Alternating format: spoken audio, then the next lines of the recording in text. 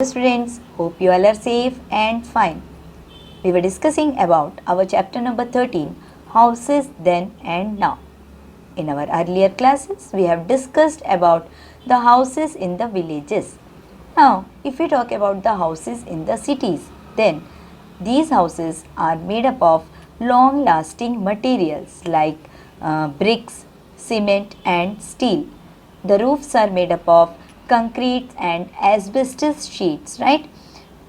And the floors are made up of tiles, then we have marbles and mosaics.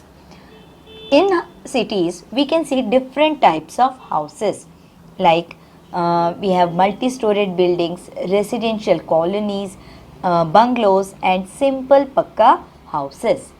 Now if we talk about the multi-storied buildings, then we know beta in cities there is very little space and population is very large. That means many people they migrate to cities to settle there, but the space is very limited, right?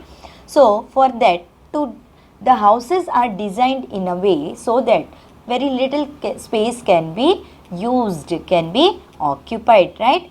So they make different buildings, multi-storied buildings in the cities where the rooms are very spacious and you can access the floors by using the lifts, that is also called elevators and ramps, right? And these buildings they have beautiful complexes and they have beautiful lawns, parks and community halls also for performing different functions, right? Then for especially for parking the cars, special area used to be assigned and there will be good security. That means there will be CC cameras and security guards will be round the clock to take care of the society. And all the services like we have electricity or we have maintenance or we have plumbing and power backups, everything is provided by the societies through the maintenance, right? So students, we have seen in cities, especially in the metro cities like Delhi, then we have Mumbai, then we have Kolkata and Chennai, we can see these type of multi-storied buildings where large number of families can be accommodated. They can stay there in the single building, right? Then if we talk about the residential colonies, so many houses are built in a colony, and what is special is they all the houses will have a common boundary wall, right? And generally most of the people like to live in such type of colonies because they feel very safe. And the colonies can have houses of 2-story and 3-story buildings, right beta? And the residents can get most of the facilities in the same area, like they can have schools, they can have hospitals, they can have proper roads and shops, and all the other facilities are very easily available within the limited area and with the very little distance, so they can easily get all these facilities in the residential colonies, right? If we talk about bungalows, so bungalows are mostly beta single story. That means we have ground floor and one more floor. So story means what? The number of floors. Like single story means only with one floor. That means ground floor will be there and on top there can be another floor. Then if 2-story means there can be two floors. 3-story means 3 floors. So like that. And in the bungalows they used to have very large space outside, that is courtyards. The rooms will be very spacious and they will be having large windows, and these used to be very beautiful from inside as well as from outside also, right? Now if we talk about the simple Pakka houses, then these are generally single storied, that means floor and the top floor, right? And generally they used to have some small roofs, and the roofs used to be of flat roofs that are made up of concrete, right? So these are the some of the Pakka houses that you can see in the cities in the form of multi-storied buildings or bungalows or simple normal Pakka houses, right? But students, for the search of jobs, many people, they migrate to cities, they move to cities from villages. Like we have laborers, then we have rag pickers, right? Then we have rickshaw pullers. Like that, the people in search of different jobs, they leave their villages and they move to the big cities, but they don't earn enough to live in a Pakka house. So what they do, they make their kacha houses in the slums, right? So slums dwellings are the areas where the generally the poor people and the people who do the generally the low dignity jobs, they live, right? And their houses are made up of they are made up of bricks, then mud, sheets and plastic sheets, right?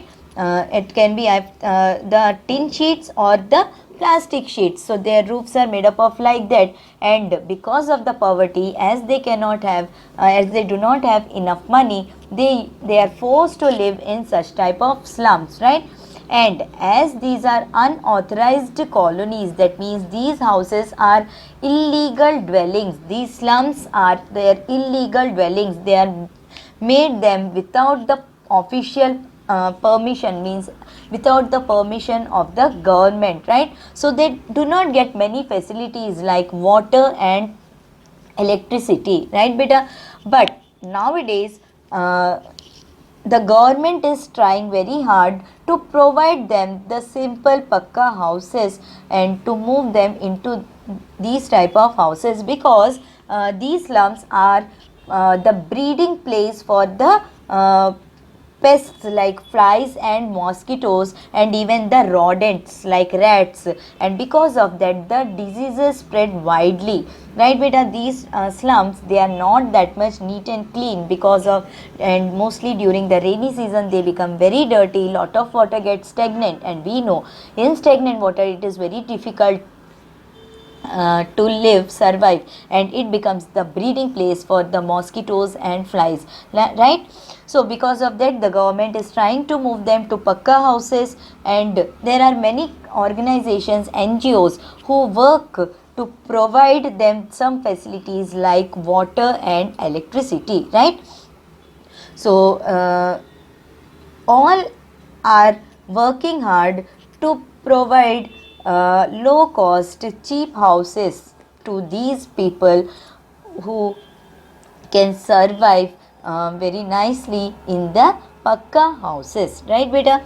So students, in these type of houses fire is the major concern, because the houses are made up of Pakka material, kacha material, and because of that while cooking there are the chances of spreading the fire very, and the houses are very close to each other, so if anything goes wrong in one house then it will spread in the full slums, right? So fire is the major concern in these places. So people, they, but because of the poverty the people are forced to live in such type of places, right beta?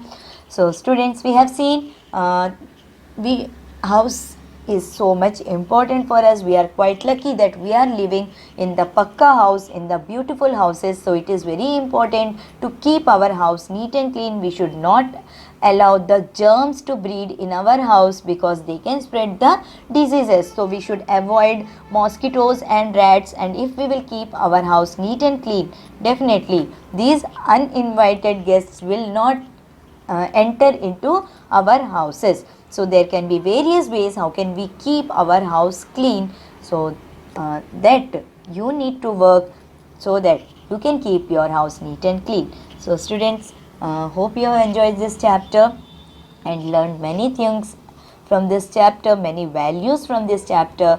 Bye, take care, keep your house neat and clean, help your mother in decorating your house, and help your mother to make your house a beautiful house so that we all can live happily. Bye, have a nice day.